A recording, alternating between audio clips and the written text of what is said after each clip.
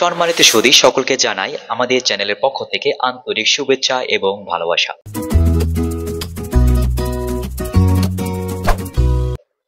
আজকে আমি আলোচনা করব এই যে লাস্ট ৩-৪ মাসের আলোকে আমার বিভিন্ন টিউটোরিয়াল ভিডিও রয়েছে ইনকাম ট্যাক্স রিটার্ন সম্পর্কে। সেখানে বিভিন্ন রকমের কোশ্চেন করা হয়েছে আমাকে, এবং এই কোশ্চেনের আলোকে আমি আজকে কিছু কথা আপনাদের সামনে শেয়ার করব, এবং আরো কিছু কথা আমি নেক্সট আরেকটি ভিডিও আমি তৈরি করব। সেখানে আপনাদের এই যে বিভিন্ন কোশ্চেনের অ্যান্সার সেগুলো নিয়ে আমি আলোচনা করব, যাতে আপনার যে ইনকাম ট্যাক্স রিটার্ন রয়েছে সেটা আপনার যেন একটা স্বচ্ছ ধারণা থাকে। কারণ আমি চাই যে বাংলাদেশের যে কোনো প্রান্ত থেকে কেউ যদি আমাকে ইনকাম ট্যাক্স রিটার্ন সম্পর্কে আমাকে কোশ্চেন করে, আমি যেন সেগুলো উত্তর দিই। আপনারা অবশ্যই আমার চ্যানেলে বিভিন্ন রকমের ইনকাম ট্যাক্স রিটার্ন সম্পর্ক রয়েছে, সেগুলো আপনার টিউটোরিয়াল ভিডিও রয়েছে, সেগুলো আপনারা দেখবেন, আপনারা জানবেন। তাহলে দেখা যাবে যে আপনার যদি স্বচ্ছ ধারণা থাকে, আপনার ইনকাম ট্যাক্স রিটার্ন আপনি নিজে নিজেই কিন্তু সেগুলো ফাইলিং করতে পারবেন। এটি হচ্ছে আমাদের মূল লক্ষ্য। এবং আমি একটু কথা আপনাদের বলে রাখি, ইনকাম ট্যাক্স রিটার্ন অ্যাকচুয়ালি বিষয়টা কি। সরকার যে চাচ্ছে যে এনবিআর এর মাধ্যমে যেন প্রতিটা মানুষ, প্রতিটা স্বচ্ছ নাগরিক, প্রতিটা বৈধ নাগরিক যেন তাদের ইনকাম ট্যাক্স রিটার্ন সাবমিট করে এভরি ইয়ারে। সেখানে কি কি থাকছে, সেখানে থাকছে তার যে এই যে ইনকাম ইয়ার, মানে অর্থাৎ একটা অর্থ বছরে যে টোটাল যে তার ইনকাম রয়েছে, এই এক বছরের টোটাল যে তার ব্যয় রয়েছে এবং তার যে পরিসম্পদ রয়েছে, সমস্ত প্রকার ইনফরমেশন সে যেন তার ইনকাম ট্যাক্স রিটার্নে ইনপুট করে।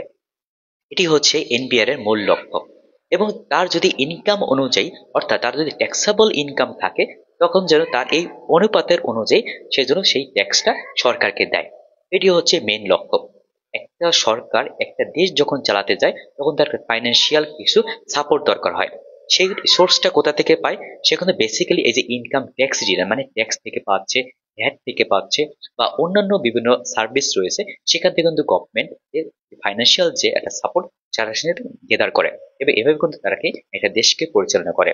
একজন বৈধ নাগরিক হিসেবে আমাদের সকলের উচিত আমাদের যে ট্যাক্স রয়েছে, যে ভ্যাট রয়েছে, সেগুলো আমরা যথাসময়ের ভিতরে আমাদের গভর্নমেন্টকে সেগুলো কি বুঝিয়ে দেওয়া, মানে পেমেন্ট করা। সো আমরা যে আজকে পার্সোনাল ইনকাম ট্যাক্স রিটার্ন নিয়ে কথা বলছি, সেখানে অনেকের বিভিন্ন রকমের কিউরিয়াস বিভিন্ন কোশ্চেন থাকে। যেমন আমি কিছু বলে রাখি, যেমন হচ্ছে আমাদের ডেইলি লাইফ অথবা এই যে একটা অর্থ বছরের যে এক্সপেন্স, সেখানে কিন্তু অনেকের বিভিন্ন কোশ্চেন থেকে থাকে। যেমন এখানে যদি তার যদি ট্যাক্স থাকে, মিনিমাম ট্যাক্স থেকে বা এসে বেশি ট্যাক্স থেকে, সে সেখানে কিভাবে দেবে। এবং এখানে তারা যে অন্যান্য যেমন হাউস রেন্ট রয়েছে, এখানে তারা বিভিন্ন মোবাইল বিল রয়েছে, ইউটিলিটি বিল রয়েছে, এখানে তার দেখা যায় তাদের সাংসারিক বিভিন্ন এডুকেশন পারপাস বিভিন্ন খরচ রয়েছে, এবং তাদের লোন থাকতে পারে, সেগুলো তারা এখানে কিভাবে দেখাবে। এ নিয়েও আমার বিভিন্ন টিউটোরিয়াল ভিডিও রয়েছে, সেখানে আপনারা এখানে দেখতে পারেন। সো এখানে যে আপনারা যে যদি আপনার কোম্পানি বা আপনার ব্যাংক বা আপনার যদি প্রতিষ্ঠান যদি মিনিমাম যে ৫,০০০ টাকা বা ৪,০০০ টাকা বা ৩,০০০ টাকা বিভিন্ন এরিয়া অনুযায়ী এই চার্জটা কেটে রাখা হয়, সেখানে যদি অনুযায়ী আপনার ধরুন আপনার ৫,০০০ টাকা কেটে রাখছে, তাহলে যে এক্সপেন্সের ঘরে সেখানে তো ৫,০০০ টাকা আসবে। এবং আপনি যে লোন দিচ্ছেন, লোনের যে ইন্টারেস্টটা, সেটা কিন্তু এই এক্সপেন্সের ঘরে আসবে। আপনি এখানেও কিন্তু দেখাতে পারেন যে আপনার টোটাল যে পেমেন্টটা হচ্ছে, যে খরচটা হচ্ছে, সেটা কিন্তু এখানে আপনি দেখাতে পারেন। এবার আসি যে আপনার ইনকামের অনুযায়ী, এবং আপনার যদি স্যালারি ইনকাম থাকে, অনেকে দেখা যায় এই জবে করছে, পাশাপাশি ছোট একটা তার বিজনেসও রয়েছে, যেমন ফার্মেসি বিজনেস থাকতে পারে বা ছোট রিটেল বিভিন্ন বিজনেস থাকতে পারে। সেখান থেকেও যদি তার তার যে ইনকাম থাকে, সেখান থেকে প্রতিটা পার ডে তার কোনো ইনকাম দেখাতে হবে। ধরুন একজন মানুষ, ঠিক আছে, সে কি জুলাই থেকে ডিসেম্বর পর্যন্ত একটা কোম্পানিতে ছিল, এবং জানুয়ারি থেকে জুন পর্যন্ত আর একটা কোম্পানিতে। সো তার এখানে কি করে দুটা স্যালারি সার্টিফিকেট, দুটো স্যালারি সার্টিফিকেটের অনুযায়ী এখন তো দুটো জায়গায় কিন্তু তার ইনকাম দেখাতে হবে। এটা কিন্তু আমি যেটা বলছি, এটা অনেকেই বিভিন্ন রকম সময়ে আমাকে হোয়াটসঅ্যাপে বা আমার ভিডিওর কমেন্টসে তারা এরকম জানতে চেয়েছে। সেজন্য আমি এই বিষয়গুলো আপনাকে জানিয়ে রাখছি, যাতে অন্যরা যারা রয়েছে তারাও এই বিষয় জানতে পারে। Come to the next point, সেখানে হচ্ছে পরিসম্পত্তির বিষয়টা। এখানে পরিসম্পদে আপনার কিন্তু যেমন হচ্ছে, যেমন ডিপিএস থাকতে পারে, এফডিআর থাকতে পারে, সঞ্চয়পত্র থাকতে পারে, এখানে ইন ডিটেলস কিন্তু এখানে আপনাকে দেখাতে হবে। এখানে যদি আপনার সঞ্চয়পত্র বা আপনার যদি ডিপিএস থাকে, আপনার এখানে রিবেট যে অপশন রয়েছে, সেখানে সিলেক্ট করে ফার্স্টেই যে রিবেট অপশন রয়েছে, সেখানে সিলেক্ট করে আপনার রিবেট সেকশনে এসে আপনার কিন্তু এই ডিপিএস সঞ্চয়পত্র এগুলো কিন্তু আপনি দেখাতে পারেন। ঠিক আছে। তো আমরা নেক্সট আরেকটা বিষয় আলোচনা করবো, যে লোনটা।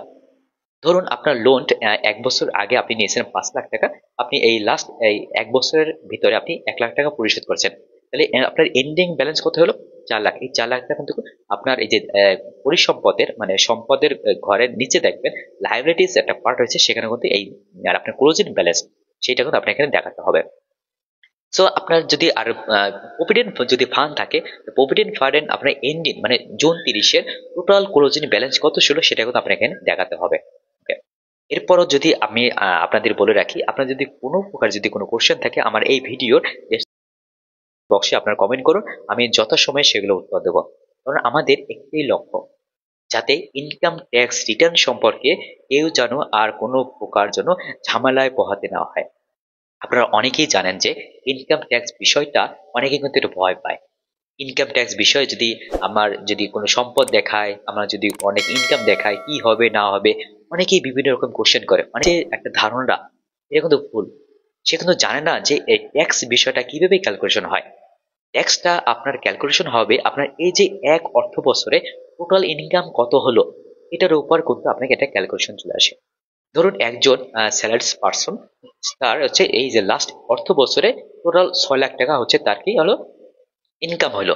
এই 6 লাখের উপরে হচ্ছে 3 ভাগের 1 ভাগ কিন্তু এটা রিবেট পাবে, বাকি 2 ভাগ হচ্ছে তার কি ট্যাক্সাবল ইনকাম।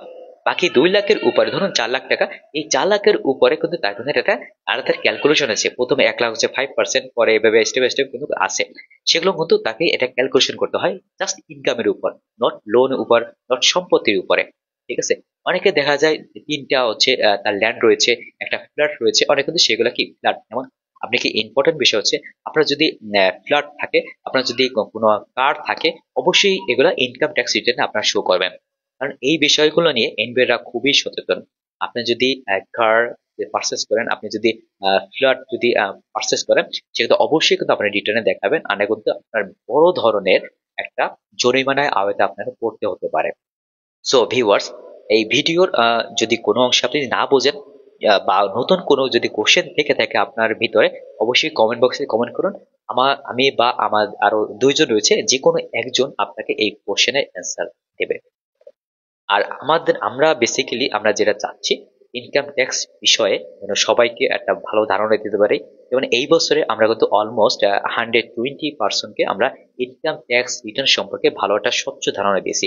আই হোপ নেক্সট ইয়ারে তারা কিন্তু আর আমাদের কাছে আসবে না, আমাদের কাছে এসে আর ট্যাক্স রিটার্ন সম্পর্কে কোনো কোশ্চেন করবে না। কারণ তারা অলমোস্ট 100% বলা যায়, মানে তার যতটুকু রয়েছে সে ততটুকু কিন্তু নলেজ গ্যাদার করেছে।